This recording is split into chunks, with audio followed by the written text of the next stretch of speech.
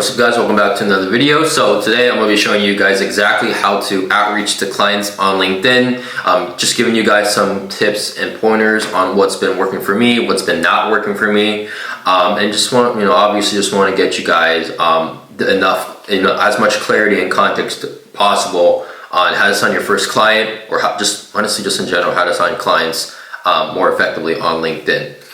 So as we can see, right, we are in LinkedIn right now, and just to give you guys some quick clarity before we kind of get started, LinkedIn is the best platform in terms of more B2B more B2B clients, right? So obviously either there's like other websites and other AI tools like scrape leads and stuff like that. Obviously there's paid ads you can do, organic content on Instagram, and everything such as that nature, right? But LinkedIn is honestly the best platform that I've personally used to get in contact with business owners themselves, and not having to, always call and scrape leads and call like receptionists and like gatekeepers, right? So this is exactly how you're going to set up your LinkedIn account, reach out to clients, and just giving you like a whole segment and like a whole layout on how to sign your clients, on how to sign clients on LinkedIn, right? So let's get started. So first of all, we want to make sure that we have a good profile picture and a good banner. So this profile picture, it's very outdated, and I really don't have a good profile picture. So this is having a profile picture for me is honestly like the biggest thing that needs to be updated and changed. But as you can see, the banner here is, it's great. Obviously it could be better, but you want to make sure that you have like a solid headline. So the banner, it's always going to be a 4:1 ratio. So it's not going to be like so obviously if I click here, right, you can see like it's kind of like a ratio, like it's 4:1. You want to make sure that everything here is kind of like aligned to the right, just because if it's aligned to like left side, your profile picture is going to hide it. And you want to make sure that people can see what your banner is, and you want to make sure that they know what you do, right? So I just put it here saying like get the exact systems you need to grow, build out in 2 weeks. 2 weeks as in highlighted, just to give them like an example of like what they need to be seen. Add any logos, and then obviously I added my guaranteed on there as well, right? Once you do that, obviously we're gonna come here, location, what you do, and the contact information, your name, your business, and then your education. So a lot of people kind of like get this wrong, where it's just like, okay, I build AI systems, or I build blah blah, right? That's cool and all, but you want to make sure that you have a more clear subject. Even if it's a little long, people are still going to read it, right? Because they're business owners. Business owners aren't just regular consumers, where it's just like they have very low retention rates. They have a little bit more. So obviously, when someone clicks on your profile on LinkedIn, they're going to read your profile 100%. So this is what I said, right? So obviously don't copy me word for word, but this is kind of like what I said. So creating revenue ready systems. So it's the hook of telling them what you do. So now they know what I do. Okay, he creates systems. What are those systems? Well, he's the CEO of Ascendius, right? Where I said right here. And I said, I help owners implement proven systems into custom software in under 10 days. So now it's like, okay, so this is a custom software he's building up for me in 10 days. And now I also mentioned that I've served 150 plus business owners or businesses, right? So, obviously I wouldn't say business owners just because it's very vague, but just saying like 150 plus businesses served, right? And then obviously you can, you should be putting in your company logo here. And I'll kind of get to that in a second on how to, create your own company and your company profile. But you also want to make sure you have your education here as well, right? Contact information, you want to make sure that you have your websites, right, your funnel, and an email as well. I wouldn't put in your phone number. Maybe you can, but I just prefer my email, just so they can just kind of email me if they need to, right?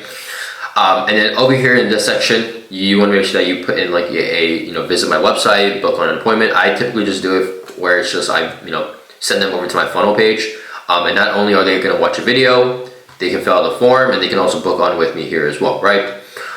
So obviously that's really pretty much it in terms of like this whole section right here. And you guys can kind of see the analytics. I know it's not the best, but it's, it could be better, right? I know, and also just want to make sure, just to give you guys some clarity, minimum 500 plus connections plus. Minimum 500 connections. If people see that you have like 2 connections, 100 connections, 345 connections or something like that, your level of authority it's gonna drop a little bit, just because like, oh, this guy is probably new, he's probably not experienced, he probably doesn't even know who I know, right? So you want to have that level of authority by just having at least 500 plus connections, right? So once you do that, you want to kind of keep the about me a little short. People are not going to really read it, but obviously don't really overthink it. Just put something in there, right? So this is kind of what I said in terms of like the about me page. I said scaling operations and growth strategies for next generation healthcare and home service operators. And so now I'm telling them like, what niches do I serve? So that's kind of like filtering out some people. It's not going to filter everyone, but definitely a majority, right? And then organizations who want to better time manage as well as scale for more clients to increase revenue is what we strive for. Our personal fave.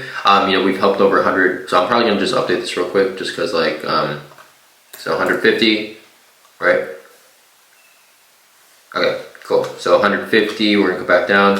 150 plus high-end owners and operators to launch and systemize their operations for more scalability for long term, all in the past 2.5 years. Through our work, blah, blah, blah, and check my future posts and links for more in-depth clarity on how we can help you scale, right? Just because a lot of people say scale, I'm just going to be different and put in grow. So this is kind of like exactly what you want to say, right? So have the about me page, and then this is where like your featured is, right? So you want to make sure that you have some features in like links, or whether if that's like your, them clicking it. So this is kind of how it works, right? So obviously this is like book a call. If they click here, and if they view, that's going to send them over to my booking page, and that's kind of like a featured. Another featured is they can click here, view, and it's going to send them over to the funnel page again, right? So having multiple sources of ways that they can get funneled into my website or booking page, right? And once that is done, obviously you can see that there's posts, right? So obviously I'm not getting as much traction. I'm getting some. Obviously this is like obviously this one right here, I have like 128 impressions. So a majority of my posts are getting over 120 or just 100 in general. But yeah, obviously if you come down to experience as well, you want to make sure that you have your position in your company, saying founder, right? Obviously saying like your experience, where you've worked, your education, where you've studied. If you don't really have an education, just put in something random, right? Just put in something random. They're not gonna know. And then skills, right? And obviously you can see that people have endorsed you, stuff like that. Recommendations. You can always ask people for recommendations. You don't really have to worry about languages, but that's pretty much it in terms of like building your whole profile, right? So I'm going to be showing you guys exactly how to get more clients now, in terms of being able to sign clients, right? So we're going to come into Sales Navigator. It is a bit pricey, $120 per month, but I would say it is very worth it, just because you're able to filter out leads, and pretty much go from there, right? So we're going to come into Sales Navigator right here. We're going to come into leads. Actually, we're just coming into home, and obviously let's put in like a random niche, right? So let's put in chiropractor. Hopefully it loads. I shouldn't know why it's not loading. Okay, I guess it's not loading. Okay, now there you go. So we put in chiropractor, right? As you can see, it says 120,000 people, 120,000 results. And realistically, you're not going to probably send connection requests to all these 120,000 people, right? So you want to make sure, and plus they might not even all be qualified. So what you want to do is go into Sales Navigator, and you can see all these filters, right? So the ones that I use personally to filter out for my personal site, just to see if my leads or if these leads are qualified to where I'm able to work with them, is I would personally put in shared experience. If you don't have 500 plus connections, you don't really have to do this. So you can always this is kind of like a 50-50 You can turn it on and off if you want. Definitely post it on LinkedIn. Now you can see there's only 383 results. People who posted on LinkedIn recently, only 383 people. If someone posted like a year ago, they're probably not going to respond back because they probably don't even check their LinkedIn as much, right?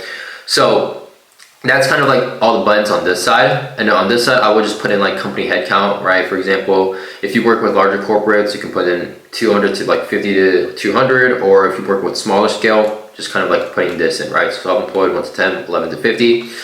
And then kind of skipping this part. Function, I would skip current job title. Now you can put in like CEO, Chief Executive Officer, owner, right? Boom.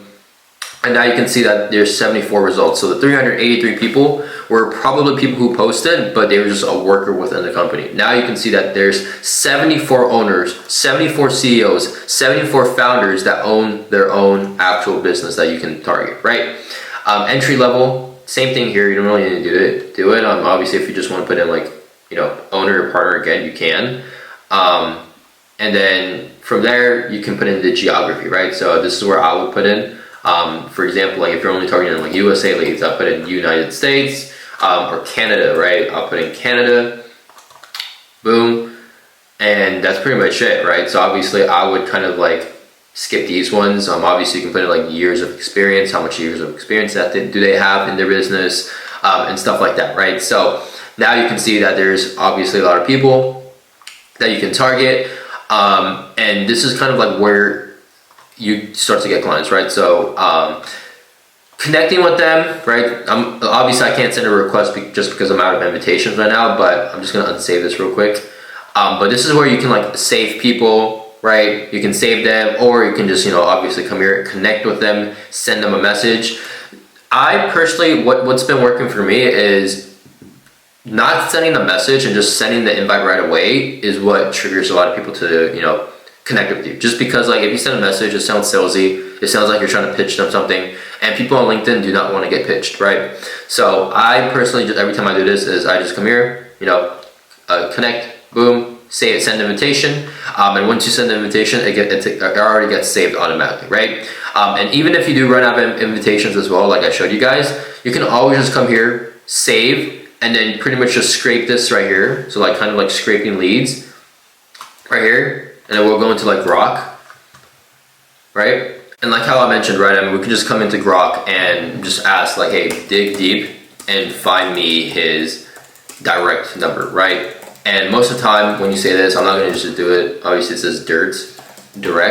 It's gonna scrape the whole website, whole LinkedIn profile, and just figure out like what his actual phone number he uses is, right? So just for the sake of this video, I'm not gonna do that just because like, I think it's, I don't think it's necessary, but that's exactly how you kind of scrape leads and scrape their phone numbers, so you can just call them directly as well, right?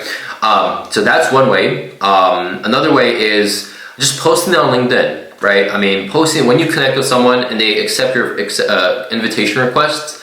Every single post, every single thing that you do on LinkedIn, they're pretty much going to be tracking, right? And it's like, once you follow someone on LinkedIn and they post a story, you're gonna see their posts, you're gonna see their stories and stuff like that, right? Same thing goes with LinkedIn. The more you post, the more you essentially give out information, people are going to start to notice, you're gonna get more notifications, and that's when people are going to reach out to you instead of you reaching out to them, right? For me, what's not really been working is cold SMS and cold DMs on LinkedIn. Cold SMS works. Like, I'm not saying cold SMS doesn't work or cold DMs don't work, but just from my experience personally on LinkedIn, connecting with someone, sending them a message, right off the bat, saying like, hey, glad that we connected, or something like that, right? We're saying like, no matter how good how good you are at reaching out, the probability of someone just kind of booking on a call with you, and I've gotten some people who are interested in booking on a call, right? I think out of, like, I'll show you guys right now, out of all the leads that I have sent 5,137 lead requests. Now keep in mind, you're only limited to sending 100 requests per week. So think about that, 5,137 requests, connections sent. And the conversion rate for that, for me, is I've only gotten like 10 honestly, like I don't even know if it's 10, like maybe like anywhere from like 5 to 10 people that booked on with me on the calendar. I know at least it's something, right? Don't get me wrong, but that is a horrible conversion ratio. If we come here, right? So, you know, what is 10 to 5,137 in percentage? So if we come here, that is a 1.85% chance. I don't even think that's even means that 10 is about, yeah, 1.8, like not even 2% of people will book on the calendar with me if I send them a cold DM message on LinkedIn, right? So I'll show you guys exactly how to, just structure posts. Make sure what just show you guys exactly what you should be doing to, obviously get more traction in terms of getting more impressions, getting more people to contact you and stuff like that, right? So as we can see, we have these posts. The best things that I've seen that has worked is just kind of like adding images, right? So for example, and having like a personal story. So typically in your LinkedIn posts, you shouldn't be like congesting all of these like all at once. It shouldn't be like, I spoke with a clinic owner, blah, blah, and then, there's another line right here, another line right here, another line right here. It should be all like spaced out just because that's more better for them to see on mobile. And it's just easier to read, right? So what you want to make sure is, I know a lot of people post on LinkedIn giving like tips, tricks, and advice. I personally wouldn't do that just because it hasn't really worked out for me as well. Just giving them like a personal story, just giving them like a story time of like what you've done, how you've helped people, what you've noticed, the problems that most people had working with you. And if you haven't worked with anyone as well, just researching on your own time and just kind of like figuring out the pain points and the problems that you've researched and just sharing that with people, right? Just being genuine. For example, like saying like, hey, I spoke with a clinic owner who almost recently shut down their doors doing over 100,000 a month in revenue. That right there is the hook, right? That tells people like, oh shoot, why did the clinic owner close down when they were making a lot of money, right? Or like a decent amount of money. And then, obviously once that happens, you can say like, hey, look, I saw it firsthand. Well, it almost happened. So now you're telling the audience that this is kind of like a personal story, like what you've experienced. And yes, don't get me wrong, I have done this before, I have experienced this. Like, this is a personal story that I am telling, right? If you want to lie about it, go ahead, doesn't matter, but just being genuine is always the way to go, right? So that's kind of how it goes, and then just saying like, hey, this is exactly how it all went down. Now, it's kind of going into like the juicy part, right? So it's like, hey, she was running everything herself, the scheduling, the follow-ups, the approvals, the hiring, all of it ran through her every single day. Now it's kind of comparing that problem, that same exact problem, to many other clinic owners, clinicians, that they might be also having as well, who are reading this post. Then even worse, now it gets to the even worse part, right? So now it's kind of like going down, and now it's like leading back up to the good part where my experience, or like my post kind of like resembles like what we can do to help you fix that, right? So it's kind of like digging a little bit more down, just kind of like resembling if this is even a problem that they're comparing themselves with to. So you can just say like, hey, look, obviously then even worse when you're doing over 100,000 a month, blah, blah, you tend to be pretty slammed with patients. 40% of your day was completely gone just from sorting documentation burdens. And then obviously, just kind of like making them realize like, oh shoot, this is a problem that I actually might have, gone without even realizing it. Boom, there you go. Then, like I said, you go back up. So even better, about 30% of healthcare organizations are already using AI daily inside their operations. Now it's kind of like creating that gap between the person that's reading this post and my personal experience and my personal story. Okay, so my personal experience, 30% of healthcare individuals are already using AI, while the person who's reading this post, who isn't, feels like they're getting behind, right? And then people always told her that's just the cost of running a business, or running a busy practice. It isn't, right? So it's neglecting every single objection that she already has now. Like, okay, well, I mean, he's just posting this, he's just posting this. Like, I'm sure like I can figure this out myself. Now, that isn't the case, right?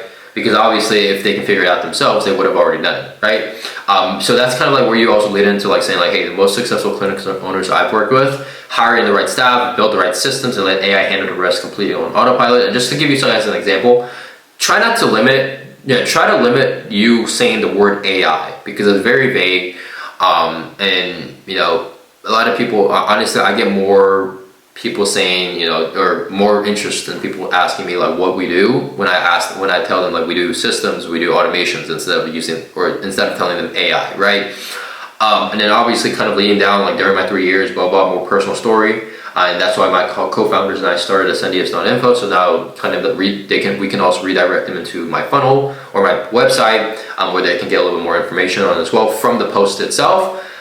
You know, and saying like, hey, to make these strategies simple, repeatable, and scalable, right? And adding in a photo that resembles the post. For example, when I said about 30% of healthcare organizations are already using AI daily, 30% of healthcare organizations use AI successfully daily. So it's kind of like resembling the post itself, right?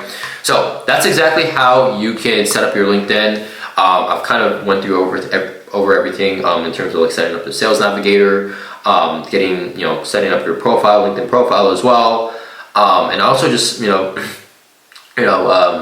showing you guys exactly how to post on LinkedIn, how to send connection requests to get more people to accept your invite. And pretty much that's gonna wrap up the video. All right, so hopefully you guys got to enjoy the video. If you guys have any questions, feel free to leave it down in the comments below. I will be reading them and I will be responding to any question that comes my way. But yeah, I mean, hopefully you guys learned a lot. Hopefully I gave you guys some clarity and context of what exactly you guys should be doing to not get more connection requests on LinkedIn, but to actually convert them into actual paying clients for you down the line.